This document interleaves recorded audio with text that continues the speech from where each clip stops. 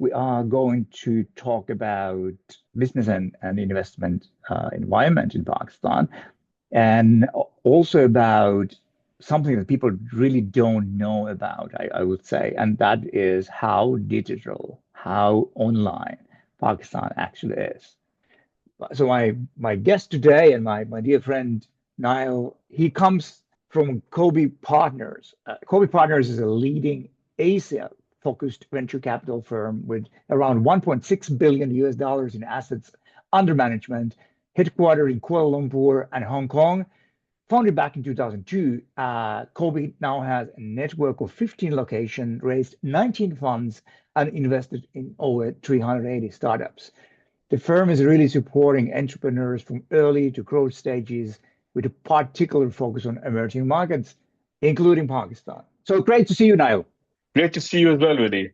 Obviously, Pakistan is a huge market with over 240 million, which generally speaking, people don't know about. But another thing people don't really know is how digital Pakistan actually is. And that's something you know very well. So let us hear. Absolutely. So I think, you just, for introduction pace, you said, we have a population of 240 million. We're the fifth most populous nation globally. Our median age is 23, positioning us as among the youngest population worldwide. Furthermore, Pakistan offers some of the most affordable mobile data, averaging 12 cent per gigabyte. This ranks fifth globally per mobile data affordability. This effectiveness has essentially facilitated a widespread digital connectivity. Now we have over 145 million people connected, recorded at the beginning of 2025 that have internet connection. So more than half the population now essentially is connected to the internet. And then this is kind of transcending more into what we see on the fintech side. Branchless banking has over 64 million active users. And on the mobile banking usage also, we have over 21 million users.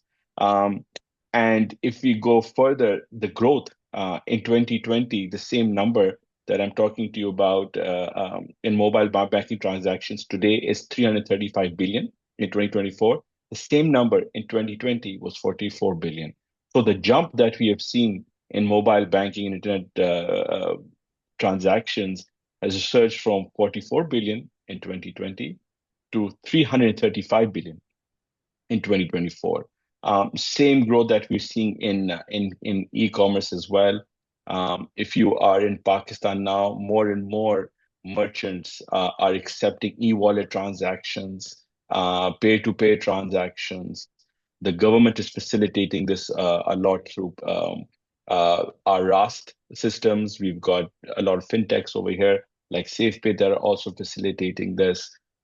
So the digital adoption in Pakistan in the past 4 to 5 years, as you can see through numbers, has increased exponentially. Obviously, this is a wild guess, but what would you say it will be the biggest jump in this digital world in Pakistan in the next 3 years? I think that what we see right now is going to be, I think, in your kind of general sectors, which is going to be e-commerce, fintech, SaaS, I think, where Pakistani talent is being used to create technology for the wider world. So in terms of our guess, we think that just kind of your basic layer in e-commerce, logistics, and fintech is where we're going to see a massive jump in adoption. And yet the opportunity, even though the adoption has been there, but the opportunity still is huge. For example, in Pakistan, we went from about 1.7 billion e-commerce transaction to over 5.5 billion in 5 years, but that is still only 2% of the retail spend. So even though the jump has been exponential, but the opportunity there's still to come in and execute is huge. There's a lot of talk out there that Pakistan is doing pretty well right now, and even I have been saying that maybe during the last 6 months, Pakistan has been doing better than during the last 10 years. But how do you see how do you see the business environment right now in Pakistan? I think, Willie, the business environment today, people are a lot more optimistic than what we saw earlier in 2020, 2021. And those numbers are represented with inflation numbers going down. So I definitely think that in terms of the macroeconomic stability that exists today is a lot better than what we had. I think what the economy was and the trouble that we were in, we have made the correct measures today to fix it. So I think kudos to the government to implement the right policies today to bring the stability that we need today. And because of that stability, I feel that the the business environment, the confidence is now built up to now, I think maybe start spending again, and the confidence is coming back in the economy as well. So you are an investor. You are, one of the most active investors in Pakistan and also in other countries. So how about investments, investment environment? Why do you see that, for example, Finnish, Scandinavian or European investors should look at Pakistan right now? Is it just like the tech and digital world, or what's going on in general level? We firmly believe that technology and technology-enabled businesses will drive value creation in Pakistan over the next decade as the country continues its rapid digitization. For Finnish and Scandinavian companies, this presents a significant opportunity to gain with the Pakistani tech-savvy youth, who constitute a massive part of our population. As of 2024, I mean, just to kind of give you some particular examples that I think make a lot of sense. Buy now, pay later providers like Klarna, could enter the market to bridge the gap in Pakistan. Partnering with innovative local companies makes would really help in kind of understanding the market nuances. We have also just invested in a buy now, pay later in July of last year called Kiss Bazaar. So with only 2.2 million credit cards in circulation, and this includes duplicates as well. There's a huge gap in the market, let's say, for buy now, pay later.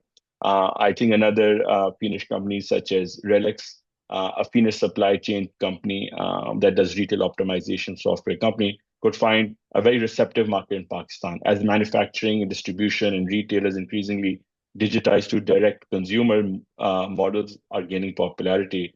There's a growing demand for advanced supply chain solutions and companies like that. I think these are some of companies that I think can come into Pakistan that are doing really well at that part of the world and take opportunity of what's happening in Pakistan. Yeah, I fully agree with you. And I think, based on my 2 decades with Pakistan, I think the biggest issue is that people just don't know. There's no picture of Pakistan in their minds. Absolutely. There is none. And that's why I would encourage anyone. I think I think you're doing a great job in kind of spreading the word in that part of the world. It's just to come and visit. I think that's what I encourage everyone. I think just come. If anything, you'll just meet some great people, you'll eat some good food, and just see what's happening on the ground. And I think when people come and they actually see what's happening on ground, their confidence in coming and setting up businesses in Pakistan is also huge. I think even simple acqui-hires for Finnish companies to come here to just come. I think in terms of the cost arbitrage that will exist, you've got some great talent over here that they can just come, acquire that talent over here, and plug and play into whatever solution they're even building at that part of the world. So I think even in terms of cost, Pakistan, presents a huge opportunity for companies. So if you come here right now, you can have a great advantage to be able to come into a country where, yes, directionally everything is in the right direction, and you can just plug yourself in and take advantage of the huge opportunity that still exists here. So now, thanks so much for your time. I think the last phrase to be mentioned is that welcome to Pakistan. Absolutely, and we are waiting, and would love to welcome anyone who's coming there. Thanks so much. See you soon. Thank you.